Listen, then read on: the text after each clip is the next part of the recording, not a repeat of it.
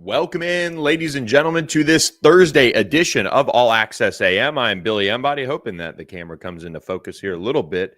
But we are jam-packed with things to talk about on All Access AM. Excited to have you guys with us to kick off your Thursday, wherever you're at, listening coast to coast in ACC country. Thanks for joining us. This is All Access AM. We're 7 to 8 a.m. Central Time, usually just getting off to school with the little one and getting back just in time for a little 5-minute late start here, but we'll go past 8 o'clock here, breaking down week 13 in the ACC, what it means for everybody across the country as some huge games are lined up as far as the ACC championship race goes. We'll also talk about James Franklin getting introduced at Virginia Tech yesterday. I've got some recruiting takeaways on that. I've got some takeaways on his press conference and what he is getting himself into there in Blacksburg as he looks to rebuild that program. And as he put it, put it back to where it was under the likes of Frank Beamer there and the national prominence that the Hokies have enjoyed throughout their time. So we appreciate you guys listening. We are so thankful for you guys as Thanksgiving approaches. We're a week away from Thanksgiving, already kind of thinking about that. I think we'll go Monday, Tuesday, Wednesday next week, or maybe we'll do Monday, Tuesday, or Monday, Wednesday, and then go with a kind of pre-recorded Friday show during the holiday for you guys. But we appreciate folks like Robert Webb being in here. Thanks for listening and watching on the channel. And, of course, Pony Up 214 chiming in there as well. Happy Thursday to you guys, and appreciate you guys being here. The Thursday show is presented by our friends at Horn Legend, hornlegend.com. I am wearing one of their pullovers right now, just a really, really comfortable feeling pullover that, you can wear. It's supposed to be about 75 here in Dallas today. I can wear it. It breathes. I'm a sweater. So for me, whenever I'm able to put on a quarter zip and wear it when it's 75 degrees, that tells me it breathes and breathes well. Make sure you grab yours today with code PONY for free shipping. We appreciate Horn Legend for hooking us up with all the good stuff here. And want to get another special shout out of the way to our friends at Sportsmo, sportsmo.org. Sportsmo.org. They are changing the game when it comes to the space of how to maybe bet a little bit more responsibly on your favorite teams or on other teams. You can do that as well. But the way to do it is that it is micro donations to your school. So you can kind of gamify it with your friends, talk about what you're betting on in the game. But guess what? You're going to lose the money anyway, but it's going to your favorite football program or basketball program or other sport in the school because it's going to the school's general NIL fund for student athletes. So that's the great thing about Sportsmo and what they're doing is that you can learn more about it and kind of see if it fits you. But if you're maybe somebody who gambles a little bit, maybe you want to say, okay, I'm going to scale back the gambling. I'm just going to accept that I'm going to lose maybe $50 a game, but I'm going to do it betting on how the Hokies do in touchdowns or in sacks or whatever your ACC team is. You can do it with our friends at Sportsmo. So learn more here in this short video and download the Sportsmo app today.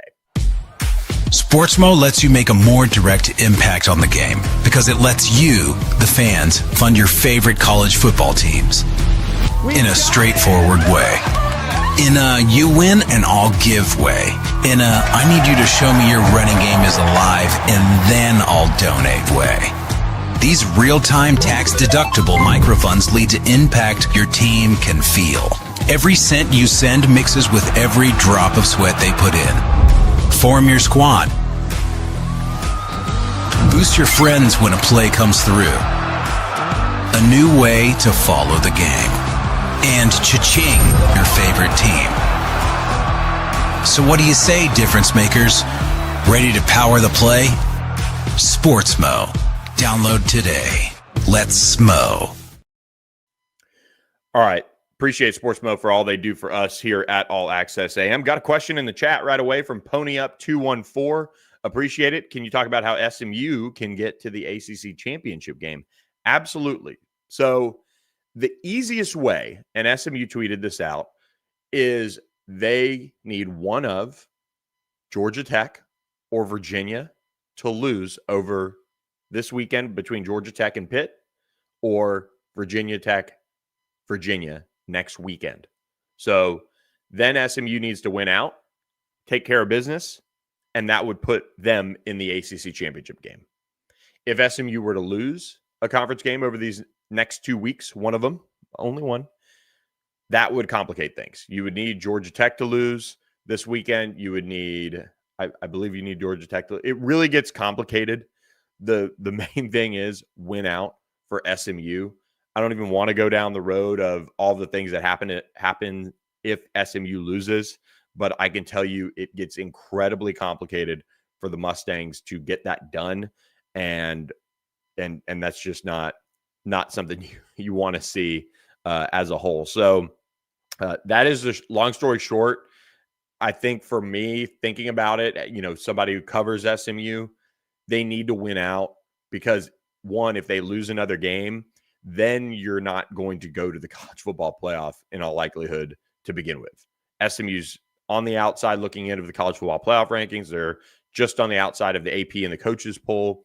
So if they lose a game, they'll drop back. They'll stay out of that top 25. It would clear the path potentially for that, double up of group of 6 teams or whatever we're calling it now to make it into the college football playoff. That is, if SMU were to lose a game and still make it to the ACC championship, be a 4-loss team going to Charlotte. It's complicated, but that's the reality of it. It would really, really muddle things for the ACC if SMU were to lose one of the next 2 games, still make it to the ACC championship, and then win it. That would be obviously great for SMU. You want to win the championship, but also just a whole bunch of complicated mess for a conference that really needs this weekend's teams that are in action, that are in this championship race picture, to step to the plate and be competitive and win the games that they need to. When we'll break down this whole Week 13 slate, which begins Florida State at NC State Friday night, 7 p.m. Central on ESPN. I'm looking forward to watching that one and seeing that one unfold. It has no bearing on the ACC championship race, but it's 2 fairly decent size brands there in the league getting together for a big matchup. We'll break that down. But the teams in contention for a trip to Charlotte remain number 16, Georgia Tech at 6-1 in league play, 19, Virginia at 6-1 in league play. SMU sits at 5-1 in league play. Remember, they play Louisville and Cal the next 2 weeks. Georgia Tech finishes up its ACC slate this weekend with Pitt, who is also in the mix, of course, at 5-1. And the next week, you've got Virginia Tech facing Virginia. And this week, the Hoos are off. Number 13, Miami, the highest ranked team in the college football playoff ranking, sits at 4-2, still alive in the race. And Duke, sitting at 4-2, also still alive in the ACC race. Duke gets a chance to take on North Carolina, and then they finish up, I believe, with Wake Forest next week. So not out of the realm of possibility that Duke could finish 6-2 in league play there with their 2 games ahead. The ACC has, I think, a situation where I want to sidebar here. They need to find a way to move to 9 games next year. And they have to make that a priority, and they have to make the math. And there might be this one season of weirdness as maybe some of the schedules get, unpacked and unfolded, and figure out how these programs have to get to 9 games. But one more conference game this year for where the league is in this conference championship race would have done wonders for these programs trying to figure out, 1, if they're going to Charlotte, and 2, it would give them usually another maybe resume boosting opportunity playing that 9-game schedule.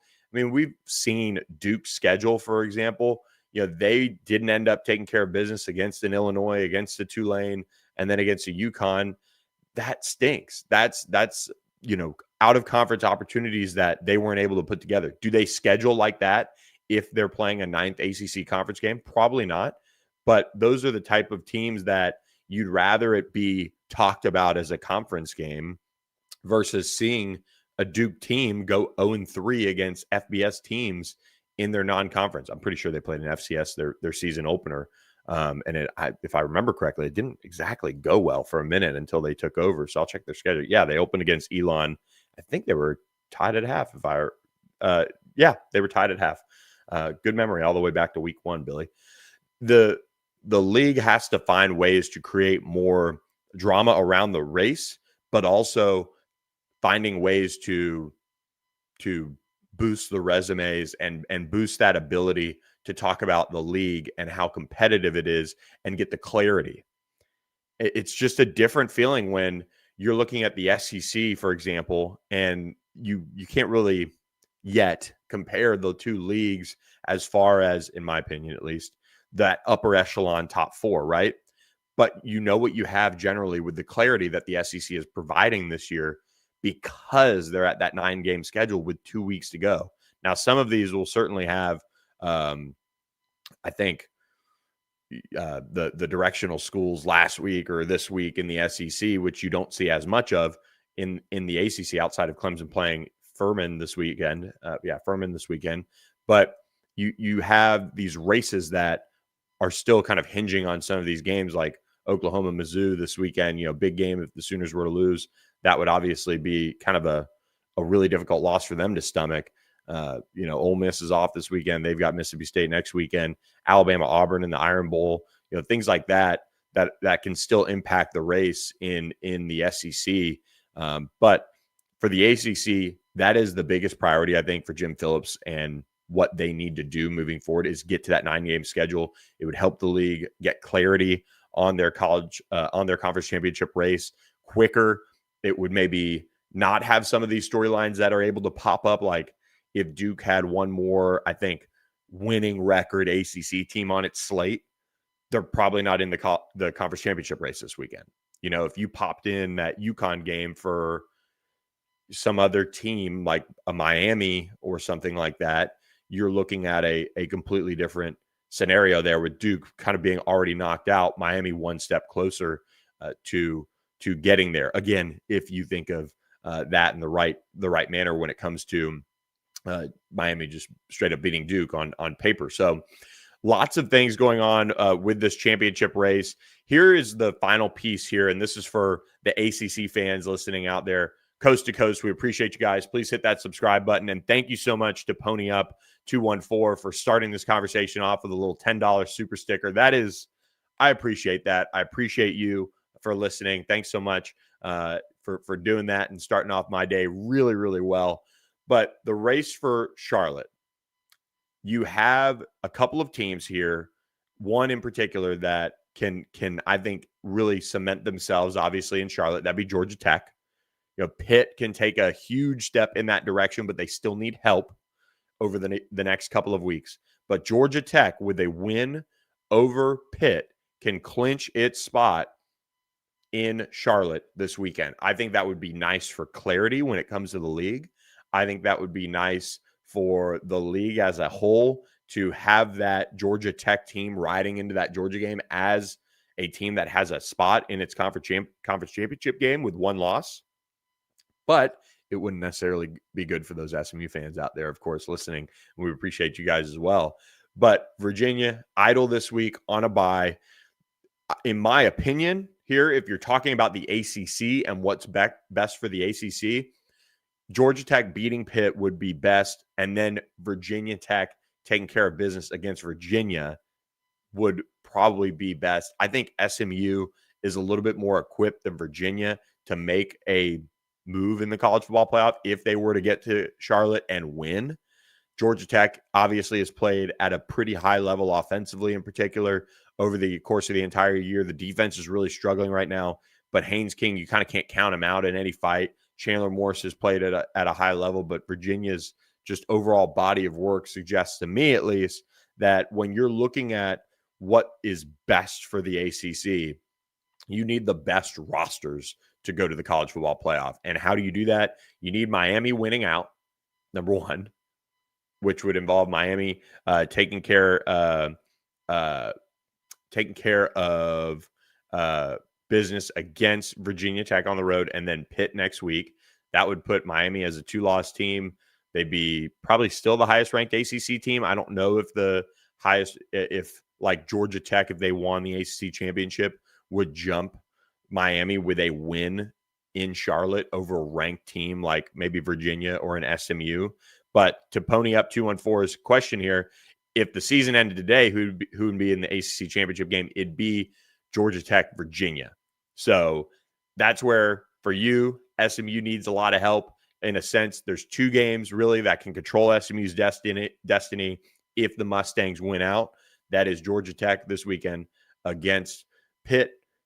That's at home for Georgia Tech. So big one there. And then, of course, next week, Virginia Tech at Virginia, and getting a chance to beat the Hokies in their rivalry game. If Virginia wins that one and Georgia Tech wins, that's your ACC championship. There's not much drama around it, but that does set up for next week to be fun, filled with drama. If SMU could take care of business, if Miami beats Virginia Tech, and of course, if Duke beats North Carolina, that would keep all those teams kind of in the race, I believe. So, and looking at the notes here from the ACC, here's the final piece. Virginia can clinch its spot only if a trio of results fall this way this weekend. Georgia Tech would need to defeat Pitt, Louisville would need to defeat SMU, and North Carolina, big one here, would need to defeat Duke. Even in the event of a Virginia loss in week 14, the Cavs would be locked into no worse than a 6-2 record, creating a potential 3-team tie with SMU and the winner of Miami Pitt. Virginia would then hold the tiebreaker advantage in that scenario thanks to a better winning percentage against common opponents, which would involve Louisville and Stanford, giving the Cavaliers the edge over SMU, Pitt, and Miami, which are each 1-1, which SMU hasn't played Louisville just yet, so I don't know why SMU is included in there. Those are the notes from the ACC, so I don't know what to tell you guys there, but entering this weekend, it'd be Georgia Tech, Virginia. Let's get to our Week 13 breakdown here of this ACC slate. I want to start off with NC State hosting Florida State, a kind of house of horrors for a lot of teams this year. Going into this one, Florida State, coming off of a game where they took it to Virginia Tech, they were able to get that one done. According to our friends at BetMGM, NC State 4.5-point dogs at home. They would be, let's say 7.5-point dogs on a neutral site. And if this one was at Florida State, it'd be a 10.5-point spread. So really interesting there to see Florida State kind of getting that credit for a place that for a lot of teams this year has been such a struggle to get wins at. You see what has happened to Georgia Tech, when you see what happened to Virginia, things like that. So credit to NC State for obviously being the giant killer, but it's also kind of screwing things up in a sense for the ACC when they do things like that and playing the way they are. But I think for this one, I'm very torn on how to pick this game. I almost lean more towards, and remember, NC State obviously coming off of that Georgia Tech win a couple weeks ago, then goes down to Miami and gets boat raced. NC State is above FSU in my power rankings that I shared on the show on Wednesday's show. I think they get this one done. I think they beat Florida State. Now, here's the funny thing. I could completely see Florida State beating Florida next week. That Florida team, who knows kind of where their head is at each and every game. They've come out and given Ole Miss a battle. They've come out and given Georgia a battle. That's a really good roster. It would be pretty wild if Mike Norvell got that win. But I think NC State at home Friday night, that's the team I'm going to go with here to cover if I was picking this game. And they, I think with CJ Bailey, are going to have an ability to kind of keep pace with whatever Tommy Castellanos puts out there for Florida State. And they'll take this one and get the win. But Pony Up 214 makes another point. Check in reality. Virginia lost 2 conference games. It'd be nice if both of them actually counted. So that is the weird thing about that loss earlier in the season for Virginia. It doesn't count towards the conference race because of kind of a scheduling snafu with all of the changes around college football. So really interesting stuff there. That happens rarely, but in this case, it's severely impacting this ACC championship race as it goes into the weekend.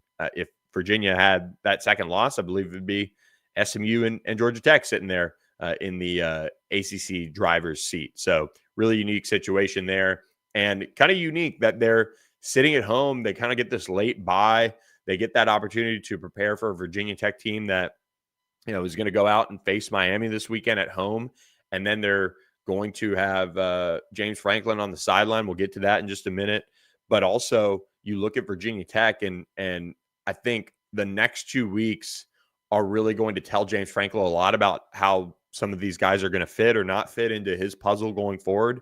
He had an outstanding press conference. We'll talk about that on the back half of the show. But the ability for them to go out and show James Franklin as he's on the sideline, as he's able to watch, is something that you can't kind of quantify, I feel like, for some of these guys. I mean, you're kind of playing for you're playing for your next rev share agreement. You're playing for your next coach. You're playing for your next maybe transfer destination. If you already know, hey, this hasn't really worked out, I want to go maybe closer to home. I want to drop down a level. I want to go somewhere else. I knew James Franklin from recruiting. Maybe he wasn't my cup of tea, blah, blah, blah. You can see all of those things for these Virginia Tech players, whereas Miami, still fighting for their college football playoff life, has a lot to play for as well. That is a really interesting game at 11 a.m. on ESPN tomorrow, or on Saturday. But final thought on Florida State at NC State has no impact on the ACC championship race. I'm intrigued to see how NC State, how explosive that offense looks, kind of bouncing back off of that Miami game. And Dave Dorian, I mean, I wonder if they make a change. It just seems so stale. If they show up and are non-competitive, I mean, there are some NC State fans that are just done with him. It's obvious. It's a long run. It's a long time to be there. And he just hasn't, I think, with the roster that they have, obviously broken through and done anything really special. But at the same time, it is such a competitive coaching cycle. I think, and I was talking with somebody yesterday about this on the Arkansas coaching front. And Arkansas, obviously, I think would have loved to have had James Franklin. I don't cover them. It seems like a lot of their insiders were kind of drumming up that he would be on the list. He would be an option. There's also some other names that they're waiting on because they're involved with jobs like Auburn, LSU, potentially Ole Miss, Florida, all of those things and all of those other dominoes that could impact Arkansas. So nobody's going to be introduced and rushed to the podium at Arkansas before Thanksgiving. I don't see it happening. I think their search might very well play out into December. But I said to this person, I said, Arkansas is at the point where either one, maybe you hire Bobby Petrino, let him go to work, dump a bunch of money into hiring a big name DC, give them some leeway, give them an opportunity to build this thing back up and give it a go. Because look, Sam Pittman, Arkansas through and through, it did not work. There wasn't enough, I think, high-level investment in the program. Hunter Yurchek, who's the College Football Playoff Committee chair now, as well as running a coaching search, which go figure on that stuff. But you have somebody who admitted earlier this year that the Arkansas job doesn't have the resources. I would argue that NC State is another program that is probably better positioned to be successful in its particular league than Arkansas. I don't think that's a crazy take. So if you're NC State, do you go out there and say, hey, coach, thanks so much. We appreciate all you've done here in the ACC at NC State, but we're gonna try something different in this critical period of the college football playoff and all of the things that are coming down the pipeline with college football. Do you go and hire a well-respected coordinator? Do you try to pluck Glenn Schumann out of Georgia? Do you try to pluck somebody else from across the country that maybe would fit, maybe would be a better fit for today's day and age of college football? Do you dump money into building out your scouting department and your general manager position? Do you do all of those things and say, we're going to try something different here? Because what we do know is we're very kind of stable-ish, but you're also not at the point of the program in a good spot as well. I mean, sitting at 5-5, they could make a bowl if they get a win in one of these next two games, Florida State, UNC. But if they don't, then that's not enough. That's not enough there for NC State. They have too much talent in that area, in that pocket they can recruit. They have, I think, a great stadium and an atmosphere as well. But, when you have a 500 football team and pretty much hung around there for as long as you have, maybe it is time for a change. So it's not that Dave Dorian is doing so many things wrong and it's cratering, but you need to make a change there, in my opinion.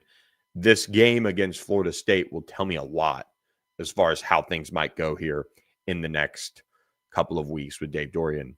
So big, long sidebar there on coaching searches and NC State's job and the status of Dave Dorian to kind of end the Friday night, November 21st preview of ACC with two teams completely out of the race. So I apologize for that.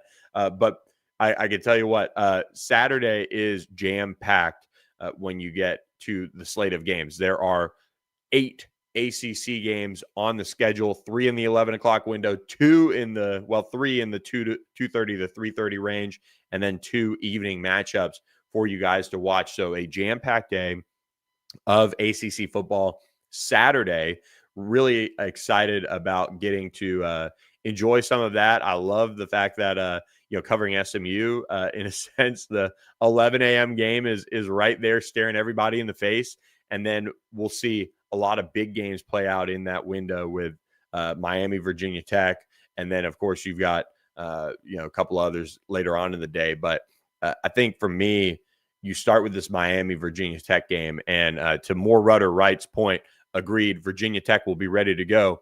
I'm in that spot where I think Virginia Tech is going to be ready to go. What does that mean? Because they played, I thought, well for a bit against Florida State on the road, and they were, trying to, make things happen. But at the end of the day, they weren't able to get it done. Florida State pulls away. They're 17.5-point underdogs this weekend at home to Miami. 48.5 is the total. I think if I'm kind of reading that right, I would think like a 37-10 type of win is probably what Vegas is thinking for Miami, kind of similar to what Miami's done to all of the bottom feeders in the ACC so far. I guess now I'm still not going to include Louisville in that bottom feeder positioning, even though they've kind of cratered here as of late. But when you look at what Miami has in front of itself, and you're trying not to look ahead to next week against Pitt on the road, it's very important for this team to go out there and fire on all cylinders for the College Football Playoff Committee. And I do wonder what the mindset is at Miami right now with the way the College Football Playoff Committee is treating them, because they're getting the benefit of the doubt when it comes to the College Football Playoff ranking in a sense, but you're also at a spot where they're not giving you the credit to put you up next to Notre Dame either. Like, I think Miami, with their 2 losses, that they kind of have just been moved up to 13. They did that a week ago, kind of a correction. Miami's getting the benefit of the doubt. Now, if they think that they can sleepwalk through Virginia Tech and then get to Pitt, I think they have another thing coming. Again, 17.5-point favorites for Miami. This is an interesting one to pick. I think Virginia Tech, I'm probably going to look really dumb on this one, so everybody can kind of clip this and keep this one filed away, and we'll laugh at it on Monday morning first thing. But Virginia Tech, I think, can keep this close and maybe just cover. Maybe like just by 16. Maybe they find a way to slow down Miami's offense. Maybe they find a way to make it a 28-17 type of game. That would be a hard-fought football game. I could see Miami pulling away late with a touchdown, or I could see Miami doing the other side of that, where they kind of race out to a lead and then Virginia Tech kind of makes it close, similar to what happened against Florida State earlier this year. Could see that happening as well. I do like Miami to win. I think they'll take care of business and keep moving, but the Miami Hurricanes have, I think, enough firepower to go up there, and even if they don't play their best, they'll get a win at Virginia Tech this weekend. 11 a.m. on ESPN. SMU hosting Louisville, 11 a.m. on ESPN2, a huge game for the ACC championship race. SMU was looking at this one probably a couple weeks ago saying, oh man, this is a monster game, night game, maybe for senior day. Since then, Louisville dropping 2 games has really cratered the game slot and the TV channel here. So sorry, Cards, it is on you in this one. But this is still a big matchup. These are still 2 really good rosters and 2 teams that are now in very different places as far as what they're playing for the rest of the year. This is Louisville's final ACC game of the year. They play Kentucky next week. SMU goes on the road at Cal with potentially everything to play for next weekend out there in Berkeley. If SMU can get this win, this is a huge hurdle, a huge moment for the program. And guess what? Pitt at Georgia Tech is that night. So they don't even need to be scoreboard watching or thinking about what happens that night. They need to go out, take care of business. On the flip side, Louisville has to find a way to piece together something to get a win. If you're the Cards and you drop your last 3 ACC games, that is a really nasty taste in your mouth leaving conference play. I without a doubt, I'm going to pick SMU here. I do think it's a game that is, maybe in a spot to get a little closer as I get closer to this game. SMU sitting as 2.5-point favorites at home over Louisville, a Louisville team that's lost 2 straight. Vegas basically saying this would be a Louisville favored game at a neutral site. And I don't blame them because Louisville has a ton of talent. They have a lot at the running back position to handle. This, for me, is a game where, man, I don't know what to think when it comes to how this game will play out. Will it be a game that we see it be really close because maybe SMU's offense doesn't click? What I think I know going into this one is I think that SMU's defense is going to be able to bottle up Louisville's running attack. SMU's rush defense is among the best in the country right now. They were able to manage Miami's and kind of keep that, run game in check as a whole. And they've done that pretty much throughout conference play, is play really well against the run in particular. And if they do that and they make Miller Moss beat them the way he's kind of been, I think SMU has a chance, if they play well offensively, for this one to maybe get a little ugly. Last 2 losses for Louisville by a combined, I believe, 4 points, maybe 5. But obviously the walk-off, 4 points. The walk-off touchdown, and then, of course, the 1-point loss to Clemson.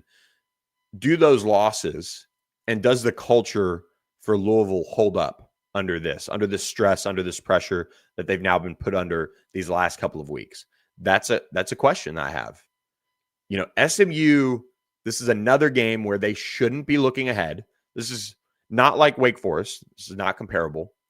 But SMU has a huge game next week against Cal if they beat Louisville. If they don't beat Louisville, they're really backed themselves into a corner. There's no way they're going to Charlotte, in my opinion. That would be quite the debacle for the ACC, number one, if they still somehow ended up there. But there is a lot of football. Crazier things have happened. But SMU has to take it one play at a time. They have to take it one game at a time. They have to do all those cliche things to make it to Charlotte or give themselves an opportunity to go to Charlotte. And that is what they're trying to do. Senior day, SMU unbeaten as November matchups under Rhett Lashley as an ACC team. I think SMU is able to obviously cover this. If it stayed at 2.5, you could take SMU in the points. I don't see it being a 1-point win. I don't see it being a 2-point win. At worst for SMU, maybe a walk-off field goal.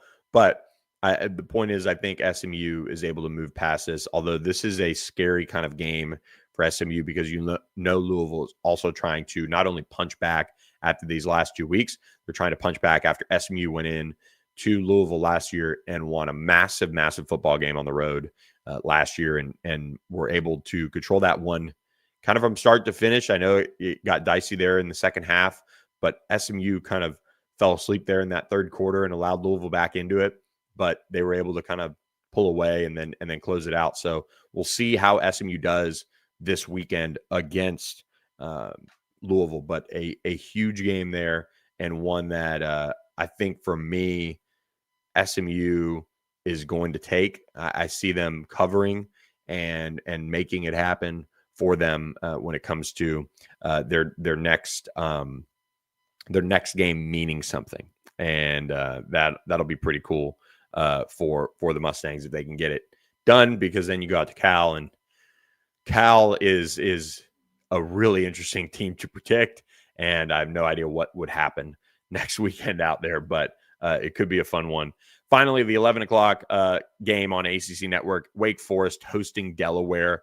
Obviously, Wake, I think, is going to win this one. I don't think we're going to be, holding our hands holding our face in our hands over Wake, blowing it and making the ACC look bad with Delaware. But that wraps up the 11 a.m. games. I do want to say, as a Pony Up 214, appreciate all the commentary in the section. Are any other schools looking at Casey Woods as a head coach?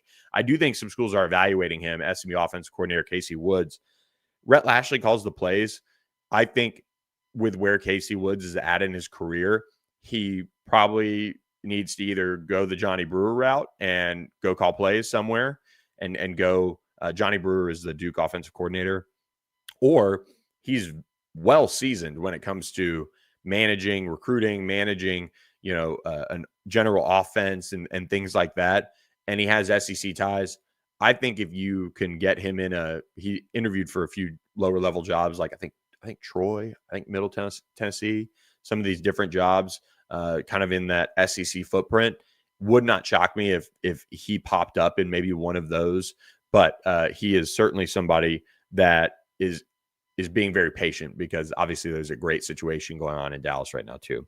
Do I think the ACC will end up getting only one bid for the CFP? Oh, I think so, because right now you're not even factoring in with the current bracket the ACC champ. It is the highest ranked ACC team right now is Miami, and they're probably not going to play for the conference championship. And in that case, then you'd probably have Miami bumped out of the rankings. But this is where things get a little interesting, is you do have Miami in there in the bracket at least. So how do the rest of the teams find a way to kind of maybe knock each other out in the SEC? Do we see something happen in the Big 12? Do we see some of those things that, aren't really getting talked enough about, where the committee might have to make a move because of, somebody getting a big win or being, knocked out? BYU is sitting as the next team in. So that is something to kind of keep in mind. BYU is ranked 11th. Alabama is sitting at 10. So that would put then Alabama at Oregon. If Alabama were to lose the Iron Bowl, that would certainly knock them out and would move up, let's say, a BYU into the college football playoff. But you also have BYU that has to take care of business too. You have Utah that has to take care of business too. And when you have somebody like Georgia Tech who could win out and go play for a conference championship, and let's say they lose even to Georgia, as an ACC champion, Georgia Tech would be in. They would be in. There's no doubt in my mind. So then, Miami, could they sneak in? That is the question, because they are sitting behind Utah, BYU right now. So if they were to beat Virginia Tech and beat Pitt, that could set them up for maybe another boost. But again, the committee can create its own narrative, because Miami could beat a Pitt team that I think most people think is a good team, even if they lose to Georgia Tech. And they are a good team with regards to what they've done since Mason Heintzel's been the quarterback. But are they good or are they great? We're going to find out about Pitt over the next 2 weeks, and that'll tell us a lot. If they go out and beat Georgia Tech, kind of create some chaos, and then Miami can beat Pitt, that would give the ACC kind of one of the best chances here to maybe get Miami in as an at-large, which again, is going to be one of the biggest storylines of the college football playoff. Appreciate Pony Up 214 really coming through today, man. I appreciate you. We'll do this 5 days a week if this is the type of mornings we're going to have. So thanks for joining us this morning. 15 minutes or so to go in the show, and we haven't even gotten to James Franklin and Virginia Tech. So let's kind of speed through some of these. There's kind of some non-conference games that are certainly of less interest. Notre Dame hosts Syracuse, 2:30 p.m. on NBC. Sorry, Syracuse. I think your sacrificial lamb status this weekend. You just can't move the ball. You can't really do anything. I think Notre Dame is going to really, really flex on the Orange this weekend. 35.5 points. 35.5 points is a spread. I won't do it. I would not do it. But could Syracuse kind of hold Notre Dame in check? I don't know. Too much Jeremiah Love. I could see it being kind of like a 50-10 type of game, but that's a lot of points. That's a lot of points in college football. Then you get at 2:30 Duke at North Carolina. Now this one is interesting. ACC Network. I still feel like North Carolina is playing a little bit better. I know they lost last week to Wake Forest, but the defense, North Carolina's defense, since the Clemson game where they lost 38-10, and schedule can kind of do this as well, but they've allowed, and this is total points by opponent. So I just kind of looking back off the top of my head, I don't know if there was a, defensive touchdown by one of these teams off the offense or things like that. But, and actually I know, so Cal, 21 points, Virginia, 17 points, Syracuse, 20, Syracuse was held to 10 points, Stanford held to 15 points, and then Wake Forest scored 28 on them, which I don't know if that's an indictment on North Carolina's defense as of late, but you have a team here I think that is borderline gelling on defense. Can they create turnovers off Darian Mensah and make this one interesting? That is a big question that I have. And could we see it go UNC's way? Duke favored by 6.5 on the road. I think UNC covers here. I think that's kind of that's where I'm at on this one. So we'll see. That's a really interesting matchup. I would stay away from it. I wouldn't put money on it, but here we are. Clemson hosting Furman, 3:30 p.m. Central on CW Network. Kind of self-explanatory here. I think Clemson rolls. I don't think there's an Elon performance in there for the Tigers. And then let's go the 6:30 game before we'll talk about the 6 o'clock game. 6:30, Cal at Stanford, rivalry game on ACC Network, 6:30 p.m. Central Time out there at Stanford. A really cool rivalry. I think, just kind of storied. I'd love to see both of these programs really kind of elevate, especially I know Stanford's working on it. I know Cal's got kind of a bright future here if they can keep Sagapatelli in the fold during this free agency. Cal already bowl eligible. Stanford going to miss out. Stanford nearing a coaching hire as well. So keep an eye on that as we get closer to Thanksgiving and closer to maybe this time that the decision from Andrew Luck and that leadership could come down for for Stanford to name their new head coach as Frank Reich gets close to wrapping up his interim status. Stanford does play Notre Dame next week too. So poor guys sitting at 3-7 overall, going to miss a bowl game, but they would love to get a win over Cal and really, ruin their season a bit down the stretch here. So that's the 6:30 p.m. Central Time game. The line on that one is definitely, I would say, Cal favored by our friends at BetMGM. Cal 3-point favorites in that matchup. I would say Cal covers on the road. I just think Stanford's probably a little tired, I feel like, but and shout out Los before we get to our last game preview here. Los Altos SM, we need this dub. I assume you're talking about SMU with your Dallas Cowboys gear on. So they do. They need the dub this weekend. And then Pony Up 2-4. If Pitt wins out, is SMU in the ACC championship? If Pitt wins out and SMU wins out, SMU would still need help from,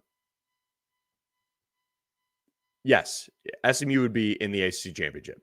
SMU's in the ACC championship because Pitt would have beaten Georgia Tech. So SMU needs to win out in those scenarios.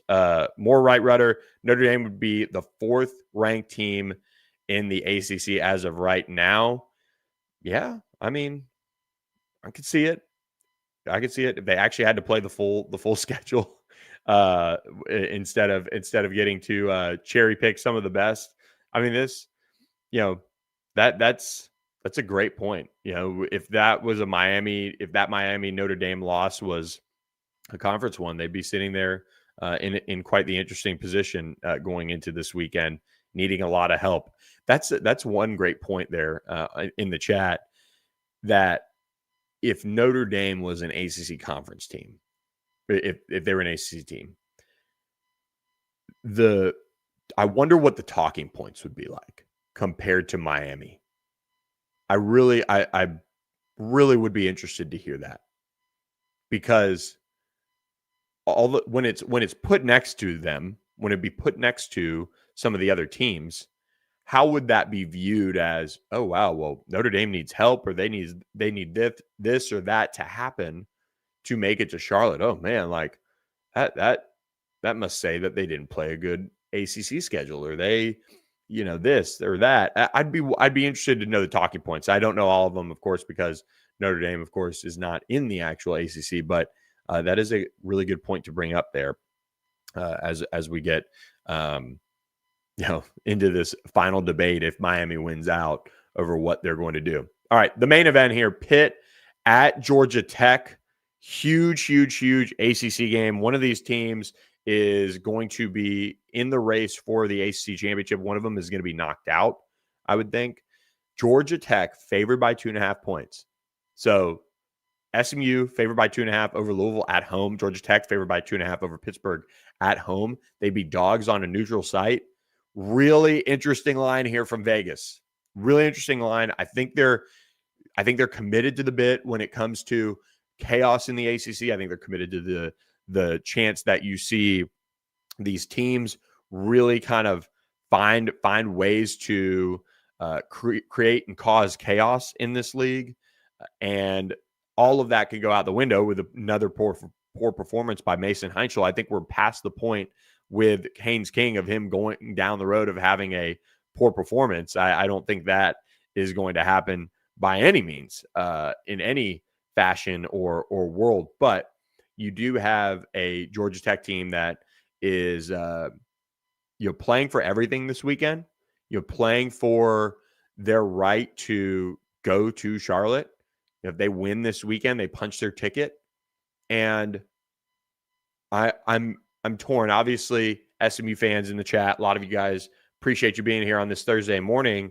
You do have this opportunity that if Pitt beats Georgia Tech, it's great for SMU, period, end of story.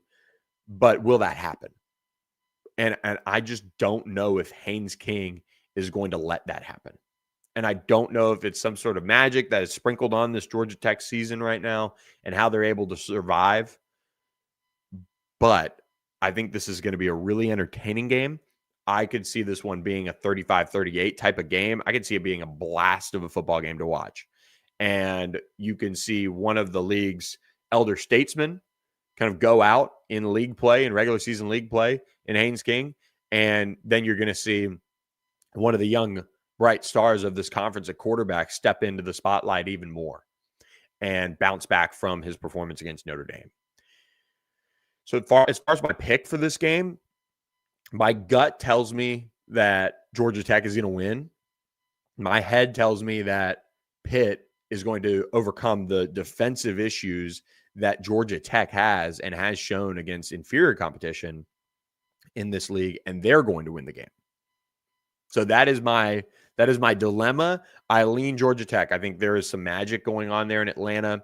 And man, as much as they're starting to play with fire defensively and how bad they are, but it is not enough, I think, for them to lose at home in their final regular season ACC game with everything on the line against Pitt. I just don't see Brent Key's team doing that. So And besides, if you want to look at Pitt, they have last year's, first kind of big loss or whatever to a ranked team kind of crater their season. Will it crater the rest of the way for Pitt? I don't know, but they could go 0-3 to end the season, which would be a shame for them. A great run under Mason Heinzel, but I think this game probably goes Georgia Tech's way. I don't know the final score. I think it'll be high scoring though with both of these offenses, but a really, really good game that everybody should tune in at for 6 p.m. 6 p.m. Central Time on ESPN. So fun one there to close out the evening slate of this ACC weekend. Pony Up 214. I am a coffee drinker. Guess what? I am a La La Land cafe drinker. And if you missed it on our show earlier this week, La La Land, the foundation, is now a partner with us. So you guys can support and give donations to La La Land, the foundation, and help with their initiatives. You can help with scholarship. You can help with mentorship. You can do all sorts of different things on that front to support youth transitioning into adulthood. And it is a foundation that I'm really excited to continue our partnership with as it just is getting off the ground. But they have a foundation sponsorship scholarship that gets awarded and helps with tuition, fees, books, and it's for people who are transitioning from the foster care system to adulthood. So you can give your time, you can give money. There are all sorts of different ways to support the La La Land Foundation, but most importantly, it's a movement. So spread the word.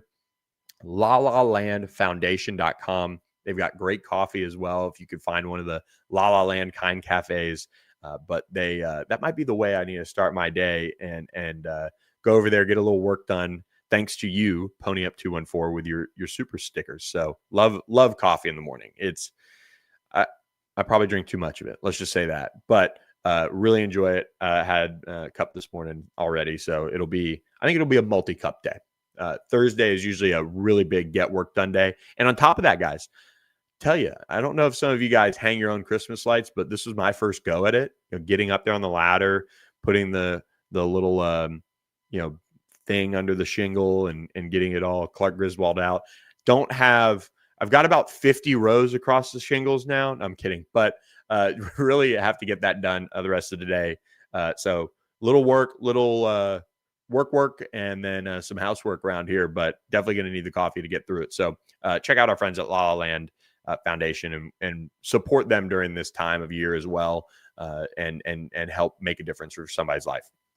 All right, 55 minutes into the show, James Franklin introduced at Virginia Tech, and I had a lot to really kind of go down as far as James Franklin and what he said and what his vision is and a lot of the things, but I think I want to take this a little bit of a different way. And I have notes on both. And this for some people is going to be like click off, but recruiting in today's day and age for Virginia Tech is very important to building this thing. This is a program that hiring James Franklin is going to go out and now recruit at a higher level, both in the high school ranks and the transfer portal. They're committed financially, and they're already making waves on the recruiting trail. Go make sure you are locked in with the Rivals.com subscription. You can pick your favorite team, whether you're a Virginia Tech fan, whether you're an SMU fan, whether you're a Duke fan. North Carolina, we just added Inside Carolina earlier this year. So a lot of great team sites for you guys to get information from. But the Rivals team has a lot to break down on Virginia Tech and a massive recruiting weekend coming up for the Hokies. And James Franklin, one of the things he talked about, and I'll talk a little recruiting, and then I'll finish with a couple thoughts on James Franklin here. And before we do that, more right rudder, anytime touchdown prediction for Saturday. If you're talking about SMU, which I assume you are, I'm going to go with Derek McFall. I'm going to take him. What is the link for the Rivals team? It is, you can sign up. You can go to Rivals.com and you can jump in there. We appreciate you, Los Altos. and you can pick your favorite team. So obviously, if you pick SMU, if you want me to drop that link in there, we've got it right here for you as well to jump in and join us on the website. We've got the message board. All of these Rivals sites that we've got team sites for have message boards. So really fun way to stay up to date with recruiting. We'll have information on SMU and who they're bringing in for this big game against Louisville. A couple flip targets or one flip target, one official visitor on the high school side of things, junior college coming in. But the Rivals team is, obviously getting all clued into what James Franklin's doing. Steve Wiltfong just dropped their big weekend preview around Virginia Tech, but James Franklin brought it up in his press conference saying that they needed Lane Stadium to be rocking on Saturday because they're going to be hosting official visitors. They're going to be hosting commitments and things like that. But one guy that I want to highlight right off the bat, Troy Hune, might be Hun, but Hune is coming in. He's a former Penn State commit. He is a 4-star quarterback. This is honestly kind of a big blow to Andrew Luck and company. But this is really, I think, kind of self-explanatory the way this one's going to play out. California quarterback, 6'4", 220, 4-star prospect. This is a way that you could really get your class off the ground in a positive way. He's coming in for a visit this weekend. He said, I've always been a supporter of James Franklin, and I know that him finding a landing spot at Virginia Tech, it will be a strong interest. Now, predictions already coming in for Troy Hune to land at Virginia Tech and play for James Franklin. So keep an eye on that one. But here's the thing. Penn State has seen its commitments drop off since James Franklin was fired. And Penn State is finding out that their process is not moving, I think, in the way that it maybe wanted it. But one of the best tight ends in the country is going to also be on campus, and he is a Penn State commit still. And so he's going to be in Blacksburg this weekend. And that's Pierce Peterson out of Minnesota, really talented, 6'5", 200-pound tight end. James Franklin and this staff have always recruited and developed the tight ends really well in that Penn State offense. I'm intrigued to see what they tweak about their offense, maybe for the ACC world. But Pierce Peterson, a huge flip target for Penn State to bring in, or for Virginia Tech to bring in this weekend, as James Franklin hitting the ground running. And I mean, he said that there would be, I think he said like 20 or so. I don't know if he dropped a number, but he really is hyping it up over the next 2 weeks when they'll host obviously Miami this weekend, and then they'll go on the road and face Virginia next week. But they're going to be working the official visit train, really, really quickly here to get some guys in town and finish out this Virginia Tech class. Let's take a look here at one more guy, a former Penn State commit, Benjamin Iziuka, big interior offensive lineman, is going to be in town as well out of Detroit. So again, Virginia Tech hitting the ground running here under James Franklin, trying to make waves in this, recruiting world. And they've got some flip targets out there from Penn State. So keep an eye on them. Keep an eye on the work that they're going to put in to make a statement here at the end of the cycle. And again, James Franklin is, I think, somebody that knows that Virginia Tech and what they have with the atmosphere, with kind of the academic side of it as well, and with some of the things that they have to sell in that regard and the uniqueness of that school, I think he's going to fit in really well from a recruiting perspective. Let's take a quick moment here to look at the ACC recruiting rankings heading into the signing period, which is December 3rd. So keep an eye on these. Miami sits at the top. No surprise there for the most part. Florida State, despite a poor season, sitting there with 26 commits, number 2 in the league. Clemson, number 3. North Carolina, number 4. SMU with just 20, similar to Clemson, sitting there at number 5. They continue to push, though, for those flips late in the cycle. Syracuse at number 6. Fran Brown continuing to recruit well. Got 30 guys committed to him right now. Louisville, number 7 with 21 commitments. 8, Cal, 21 commits. Pitt, 20. Stanford, 22. Georgia Tech, 18. Interesting there with Georgia Tech. BC, 24. Duke with 16. Wake Forest, 25. NC State, 19. Virginia, 13. Really interesting there. I think they're going to have to go into the portal again heavily. Virginia Tech sitting with 8 commitments on the class. Here's a look at some of them. Highest ranked prospect, 3-star offensive lineman, high 3-star, Adrian Hamilton. They've got a couple of other guys in there, but certainly a lot of work to do for James Franklin and company as they get into that role and look to make, look to make a statement here late in the recruiting cycle. So a lot going on, but let's end with this here on James Franklin and Virginia Tech. James Franklin got up there at his introductory press conference. And first of all, I love the way he led off. And I've not spent much time around James Franklin or whatever. Led off with a good morning, and you could hear it kind of get echoed back. Asked the reporter, "How are you?" And wanted to start off in that respect. I think James Franklin is really going to change the culture there. And it seems to me that he is a very genuine person. He comes off as a guy who cares about all the things away from football as well. And that is why I think his teams have a super high floor to them. That's why he's achieved the success that they have, even though it didn't end up being good enough for Penn State in the end. I think it's going to be more than good enough at Virginia Tech. And one of the reasons why is with him being someone that has the ties to the area. James Franklin knows how to recruit the DMV, the Mid-Atlantic, Virginia, all of those things. He can prioritize that in the right way, make Virginia Tech cool again, and I still think it's a really cool program, and take some of the lessons that some of his close friends like Brent Pry learned at that job and maybe take them to a different level now that they have the resources there. And you feel for Brent Pry because he didn't.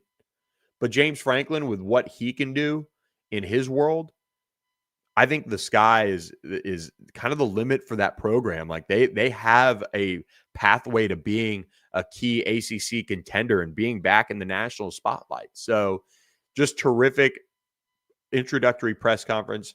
James Franklin recognizing Bud Foster, some of the other Virginia Tech greats, and of course, mentioning that he called Frank Beamer and made sure he had his blessing to take the job. He got emotional talking about Brent Pry. I just thought it was a great, concise press conference that hit all the high notes there and hit he played all the hits, but it really came off in a very, very good way for Virginia Tech and the ACC as well. You can see a lot of the national pundits praising him, talking about how good of a hire this is for Virginia Tech. So just wanted to kind of close with that. Huge news. Again, that James Franklin getting to work right away and starting to build this Virginia Tech program up. I think they will get back to bowl eligibility next year.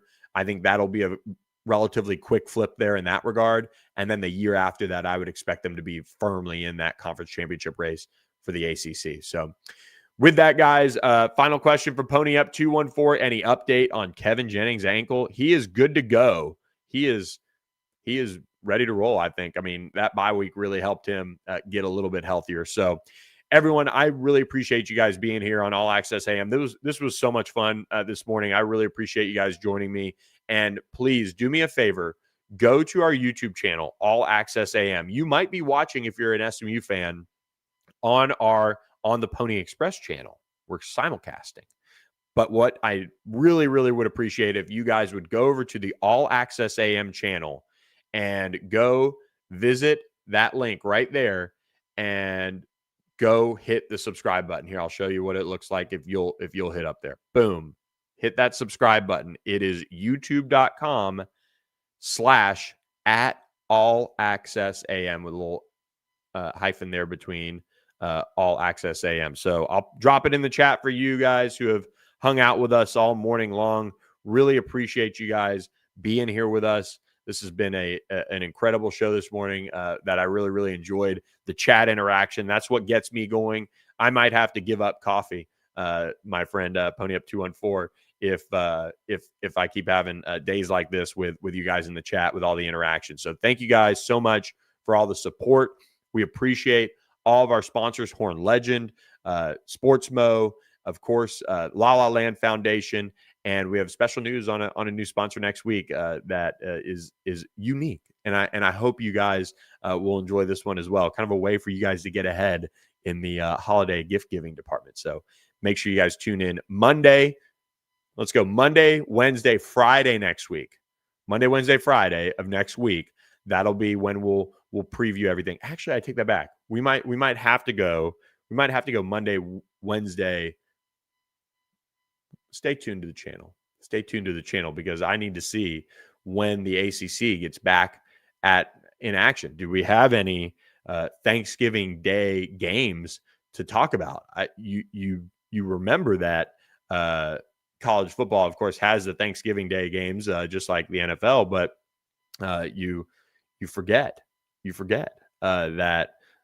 Let's see. All right, there's only one Thanksgiving game on. So there's Friday games, Georgia Tech. All right, we will be doing Monday, Wednesday, and a pre-recorded show Thursday. So if you need something to listen to Thursday morning, getting up on Thanksgiving, that's what we'll have for you guys previewing the weekend slate. So we'll stick with our usual Monday, Wednesday, Thursday. Thanks for bearing with me as we just planned out our whole week together next week, guys. But please hit that subscribe button, hit the follow button, leave us a rating, a review if you're listening on the podcast. Thanks so much, everyone, for being here. I'm Billy Embody. This has been All Access AM. Have a great weekend of ACC football, and we'll catch you guys on Monday. Thanks for listening.